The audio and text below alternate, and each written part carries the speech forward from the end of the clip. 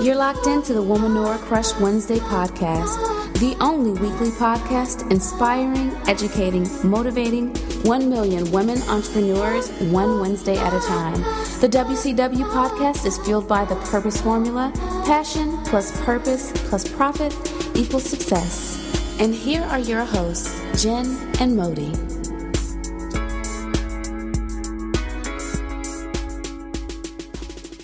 You are listening to episode 10 of the Womanpreneur Crush Wednesday podcast. Today we are having some business girl talk on creating the happy medium with Raygrid Calderon. Raygrid is the pioneer behind DreemKacher, which is an application relaunching soon via iOS. Raygrid's mission is to take the app market by storm by creating an app that is allocated to the business sectors in efforts to make an opportunity for innovators on the rise to seek business placement. It will also help businesses by exposing them to energetic new prospect employees or candidates for partnerships based upon whatever qualifications they have exemplified. With the use of a visual resume, anyone can express what their capabilities are, and Raygrid takes pride in creating something that can not only elevate one's career, but that is simplified research which is located on our smartphones for our absolute convenience. Raygrid is in a pool of very few Latinas and females overall who are creating things of technological advancements. To get the ball rolling for this tech-based company, she accumulated her own funds to build it from the ground up. And now, let's get into our Mother's Month movement episode with our very first mom boss crush, Raygrid Calderon. Enjoy, crushes. Hey crushes, this week we are excited to have Raygrid Calderon as our WCW of the week. Welcome Raygrid to Womanpreneur Crush Wednesday podcast. How are you today? I'm feeling great, thank you. That's good. We're excited to have you here today. Let's start with, can you tell us your Womanpreneur story and how did you start as an entrepreneur? Well, yeah, my journey started in 2012. I had an idea to create an app. It's a platform for other entrepreneurs and creative and people that have unconventional services. And it was just an idea. And then I have no background in technology or business traditionally. So I just went on the hunt before I even started. I went for, looking for funding, looking for people I can partner with. Mm-hmm. I don't want to say unfortunately because, it has blessed me later on, but at the time, no doors were opening. So I just took it upon myself to just learn everything that I need to create my vision, to execute it. So in about March 2013, I want to say about 7 months later, I launched the app. Wow. Amazing. Crazy. Amazing. Yeah. So you yes, at the time I thought it was like so hard and all this other stuff, but now that I think about it, I'm like, oh my God, I did that in 7 months. You don't realize how the time, goes. passes. Yeah. We just talked about that with another WCW, but like as soon as you start and you focus and you start doing it, shout out to Phoenix White, by the way. But anyway, you start it and you focus and you start doing it, it's like, I could have been did this. Like, yes. It's really not that hard. It's really not that hard. It's like you just have to focus. You have to focus and, of course, be patient. Right. Yeah. That's awesome. So you are a self-taught coder. And yes, I'm self-taught. So how did you learn this? How did you learn how to code? Well, I had an advantage because I've always been into computers as a teenager. Mm-hmm. So web developing, programming, things like that have always been second nature to me.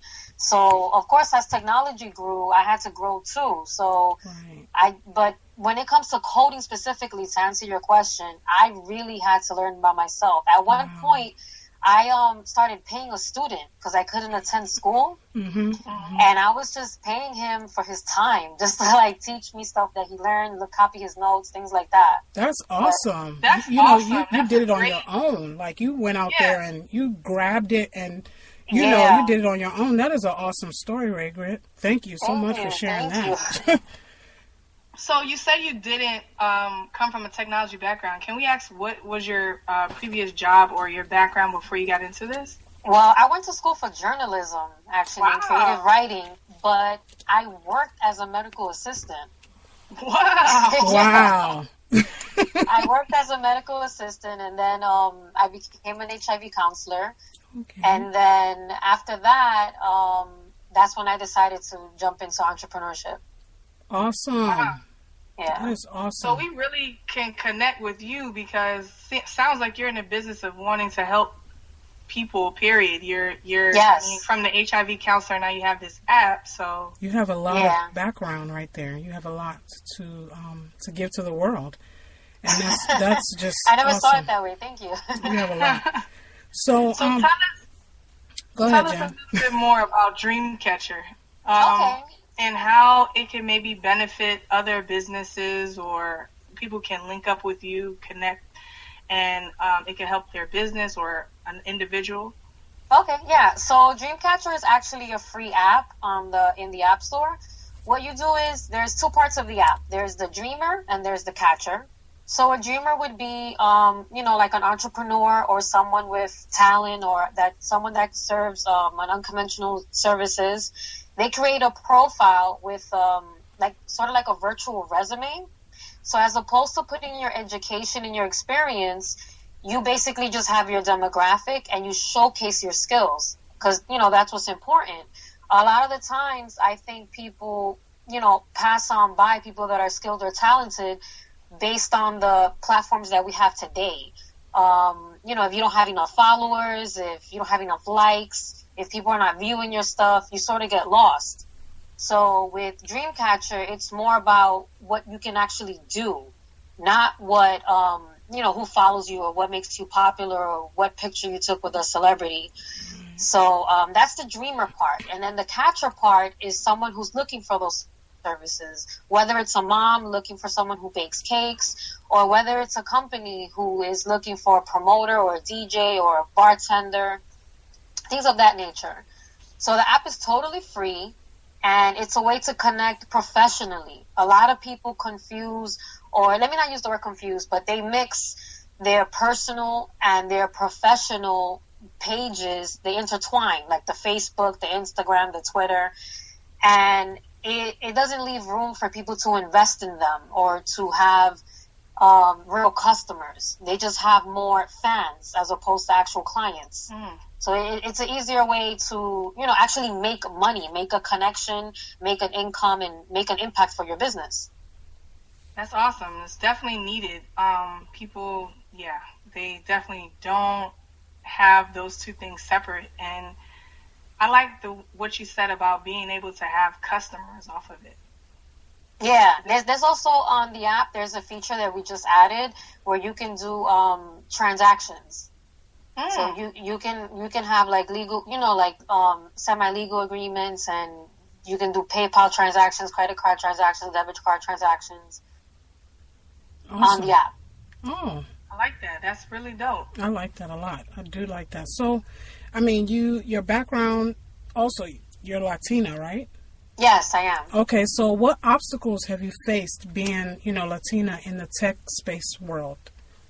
Well, being Latina and also being a woman, I mean, when I came into the, the tech industry, I didn't know what the statistics were.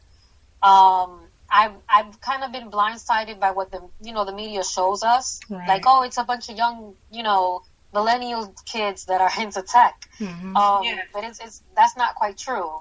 Right. I just found out recently that the tech industry is I'm only part of 1%. Wow. So yeah, and going to a lot of events, it's let's just say a number of 50 people, there's only usually 2 women there, and I'm usually the only one with a startup.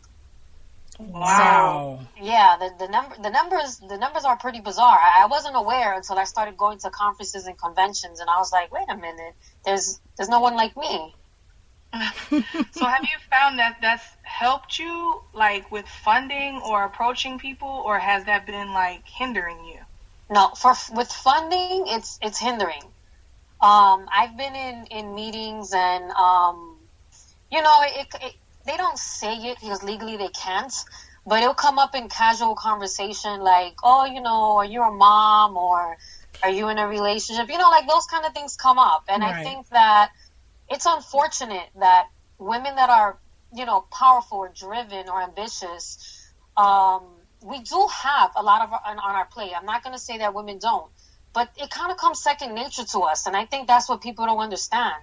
We're used to having 50 plus things to do in a day, and we do it so effortlessly. Right. So, you know, when a woman comes into a boardroom and, you know, you're the CEO, people kind of look at you like, well, you know, does your daughter have a recital, or like, are you going to be able to make it? Or is that time of the month, or, you know, like those kind of things come up. And it's like, what does that have to do with anything that's going on right now? Right. So how do you get over that? I mean, for instance, if you had about 5 meetings, you know, in one day, and that came up, how do you get out of, like, how do you feel when that happens to you? Like when they, you know,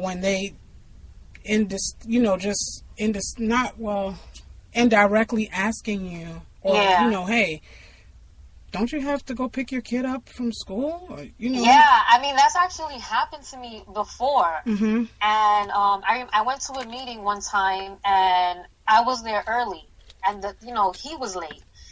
And he's talking about traffic or whatever he's talking about. And then, you know, I'm kind of complaining, like, you know, my you know, you're wasting my time. Like, it's been 30 minutes. And he's like, oh, why? Did you have to go pick up your kids from school? And I'm like, you're the one that's late. Like, what? Right. Like, how did you reverse that to me? Like, that's reverse psychology. To get my children from school. Yeah. So I've been in situations where, you know, those things come up. Internally, I really want to yell, but, you know, I compose myself, and I just, it's one of those things that you just have to, like, shrug your shoulders and just keep doing what you're there to do. Right. So do you think that in the next maybe 5-10 years, the demographics of the tech world will be a little different, with women like yourself opening the doors for other women to come behind you, for you to even mentor, probably? You know, do you think that it may change? I actually think it is. There's a lot of groups dedicated to women. You know, there's a program called Girls Who Code. There's, you know, for tech in the urban community, Latinas, people of color. So I think there's a lot of programs and groups that are opening that door already. Okay. That's awesome, Raygrid. And, you know, keep it up. You know, just keep it up. And you keep going to those board meetings. Down that door. Right. You keep going to those board meetings and showing them how a true boss, a boss babe does things, you know? Yeah. So, like, what drives you? Sorry, Jen. What drives you? So excited, right? I know, right? So, what drives you daily? What keeps you inspired creatively? What keeps you inspired in your business, Raygrid? Creatively, I would say, well, you see, my personality, I can't speak for everyone, but I'm extremely passionate about, when I start something, I'm very passionate about it. And I feel like there's always more to do. So even when I accomplish a goal, I feel like there's something else to do. There's something else to do. But what keeps me going, actually, is my children. You know, I have 2 daughters. So, and my daughters are, you know, they're in their preteens, so they're all over the place. So they love to do everything. I want to play flute. I want to do karate. I want to do wrestling. One week they want to be a soccer player. Another week they want to be an artist. And those are the kind of entrepreneurs that I cater to. And I've been there before. You know, like I said, I used to be an HIV counselor, and the reason I jumped to entrepreneurship is because I found myself wanting to do something that didn't exist yet. You know, the platform wasn't there. You know, I was putting resumes out everywhere, and I was either overqualified or, you know, underqualified. It was like, where do I fit in? And, I see that in my children as well. So I want to create a space or a platform for people that feel like that they have the skill, but they might not have the education that's required, but you're just great at what you do.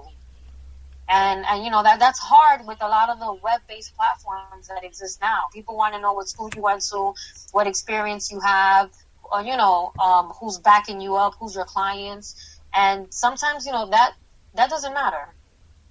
Right. It's how passionate you are, how much you want to help people, how much you want to showcase, what you have physically to show. That's definitely true. That's definitely true. We always talk about legacy building because we're moms as well for our children, and that's one of the most important things for us as entrepreneurs, for our children to see that. So that's excellent that you're doing that. That leads me to you as a mother. We have you on here not only to talk about your entrepreneurship journey, but to celebrate you as a mom and as an entrepreneur. Oh, thank you. Can you tell us a little bit about how you keep up with all of I know you have a baby. Congratulations. Oh, thank you. Yeah. How old is she? Yeah, I have a son. Yeah. Oh, you have a son. How old is he? He's 8 months. Oh, congratulations. That's Thank awesome. you. Boys rule. Boys rule.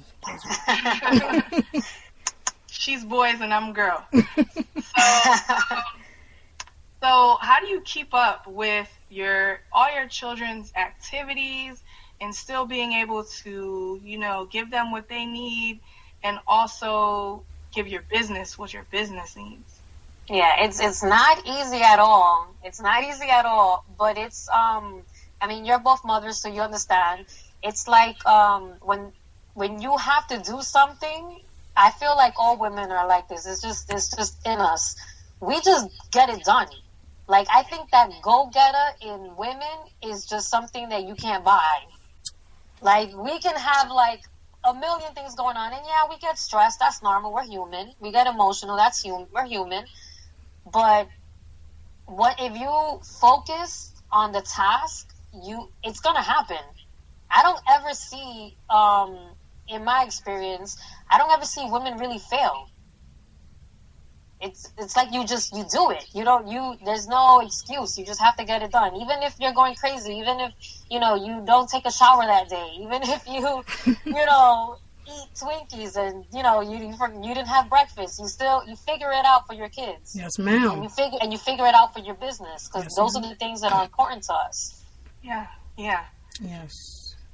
Do you have any, like, productivity hacks for some moms out there maybe that are kind of struggling maybe with their time management in between family and business? I don't know. There may be blurred lines there, or they're just not able to, Yeah, like to focus. Well, what helps me is I'm like totally obsessed with dry erase boards.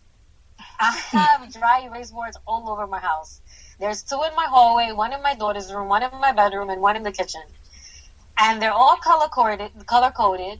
And they specifically, each one has like a category. So the one in the kitchen is what has to be done, what they're going to eat, who has to wash the dishes, all those things for them to do.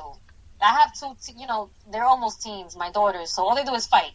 One of them doesn't want to wash the dishes, and then it's just always a problem. So there's a set of rules there of who has to get it done. And what are the consequences if they don't do it? Mm-hmm. And then on the one in the hallway, it's, I have bills, appointments, and events. Okay. So I feel like dry erase, the dry erase board, it's visual, kind of like a vision board. Yes, ma'am. Yeah. You look at it all the time, and you feel like you succeeded when you erase something or when you cross something off. Yes. Every day I pass by that dry erase board, and I'm like, okay, I did laundry, I could cross that off. Now I have 70 other things to do today. Right. But at least I crossed that off. I really, really believe in the power of visual stuff, writing. Yes, so dry erase board is one thing. I think it's also very important, as it's kind of ironic with the question that you asked, but you need to find time for yourself. What I do for myself, which I'm fortunate that no one bothers me, is I take long baths. So I'm in the bathroom, no one's gonna bother me. So I do everything in the bathtub. Like, I might sit there for like 20, 30 minutes in just water, thinking about how I'm going to get things done, what I need to do next. That helps too. Okay. So even though it's, it's hard because you don't have the time, I mean, hopefully you have a support system at home that will allow you to take a bath. Right. At least, right? Yeah, like, let me just take a bath. Yes, please. So I do a lot of things in the bathtub. I do a lot of thinking in there and, crossing things out, and I come up with ideas and my schedule for the next day. Planning is essential when you're a mom and you have a business. Yes. So if you're not good at planning, I mean, you're going to have to get there. There's no excuse. Yes, You're going to have to get organized, especially as an entrepreneur. You have to get organized. Oh, yes. 100% agree. We concur. So, Raygrid, we have a mantra on our show, and we call it the purpose formula. And it's purpose, passion, profit equals success. Can you tell us a little bit about your purpose formula? So you said it was purpose, profit? Purpose, passion, profit in equals success. Okay, equal success. So you're asking me what's my my purpose, my passion? All of that. All of it. Okay, all of it. If you could sum it up to how all those things led you into success. Oh, okay, led me into success. Okay. That's a little tricky because a lot of people ask me about my success, and I honestly don't feel like I succeeded yet. I succeed in, when people ask me that, I always say I succeeded in this goal, but I don't feel successful yet. And I think a lot of entrepreneurs feel like that because when you go into something, you go with a purpose, you have a passion, you have a dream, you're chasing it, and then you kind of change while you're into your journey. You start to think about, you change spiritually. You change what's important financially. Initially, when I had the idea, it was like, oh my God, I'm going to be a gazillionaire. Like, this is what I want to do this because I want to make gazillion dollars, right. But then as the journey started, I was like, you know what? I'm so happy. I'm much more happier chasing my dream than I am working a 9 to 5. Yes, ma'am. And then it changed into like, you know what? I mean, it'll be great if I make $1 gazillion, but that's not my purpose now. My purpose is, to create stability out of this, because I'm already happy. So if I can create income and any kind of income to keep me afloat, that's fine. And, I'm really a believer that if you keep working hard and you're kind and you give that kindness back and you help other people, you're going to get more than what you even expected. Definitely. And things turn. You start off, I started off just wanting to make an app, and now I have a company with the app that helps entrepreneurs. We do sponsorships, we do events. Like, it's changed into a lot of different things. That's awesome, Raygrid. That's awesome. I mean, we applaud you. Thank you. We applaud you. It's always great to have other women. Like, that energy is just amazing. I know. Yes, it is. Yes, it is. So we have top 3 things that you would impart on someone that's trying to follow your footsteps. So basically, Let's think of that young Latina, that young South Bronx Latina that might want to get in the tech space. Yes. That's so funny because I went to school in the South Bronx. I went to school. I was raised in Washington Heights, but I went to school in the Bronx. Okay. Okay, so the young Latina from the South Bronx who wants to get in the tech industry. Yeah, okay. She wants to know.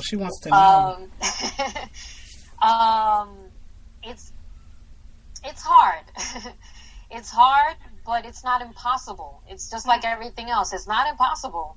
If you research is important.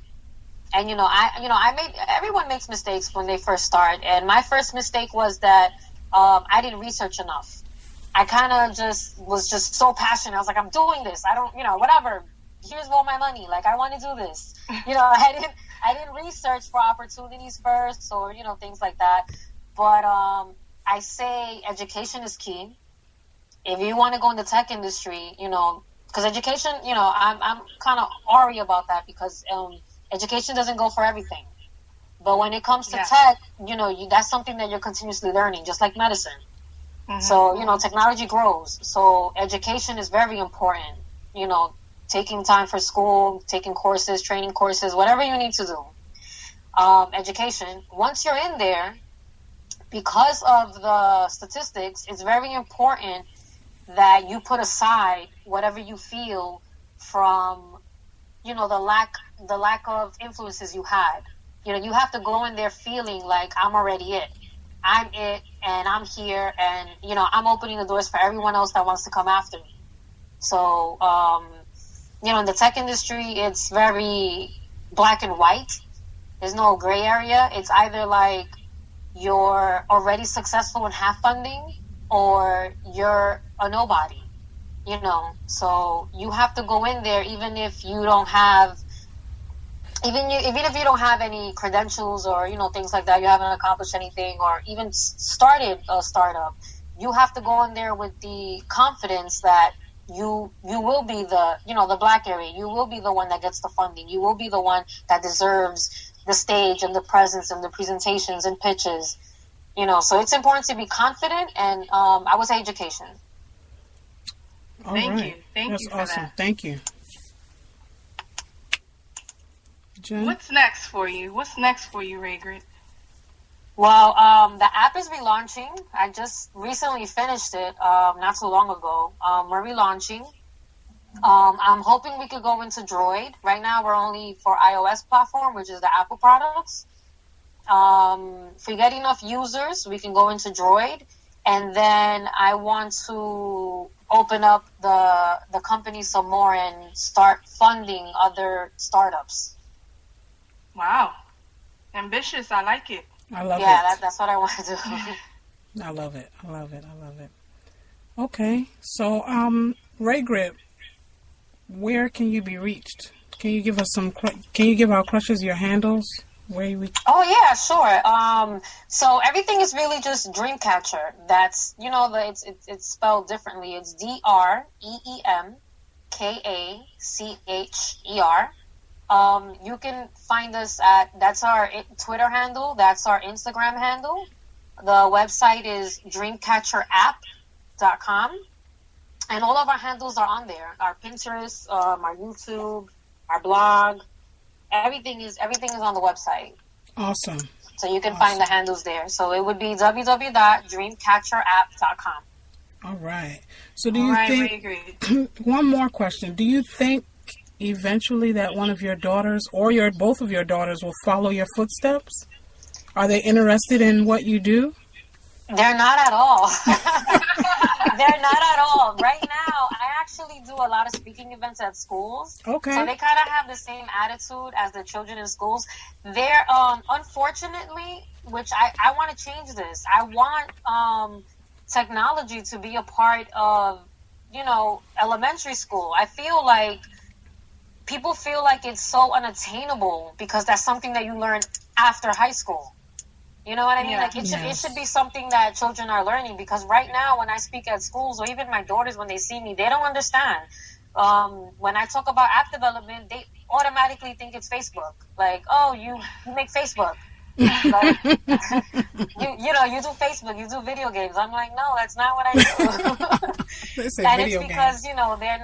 they're not being taught that in school. They're not being taught, not even on TV. Mm-hmm. Even the TV shows and stuff, they don't talk about tech savvy, tech savvy characters or anything like that. Right. It's true. So, yeah, they don't understand. I try to sit with them and teach them, and they just, this generation wants everything easy. Yes. They're like, oh, but why can't you just click that and that happens? I'm like, no, that's not how it works. Right. Well, that sums it up. We thank you very much for your interview today. Thank you. We appreciate your time. Dropping these gems on our audience, our crushes, and for your time, Raygrid. No, thank you so much. It was awesome. Thanks for tuning in to the Womanore Crush Wednesday podcast. Be sure to tune in next week for Girl Talk with Jen and Modi, along with some of your favorite business crushes, more exclusive business tips, insights, creative business ideas, and doable action steps to improve your business and help you create your phenomenal life. Sharing is caring. Don't forget to tell a friend to subscribe and stay tuned for a weekly dose of the WCW podcast. Crushing hard on the Womanore and want to hear her story on the show? Know a creative woman-owned business that's killing it? Let us know at womanorecrushwednesday@gmail.com.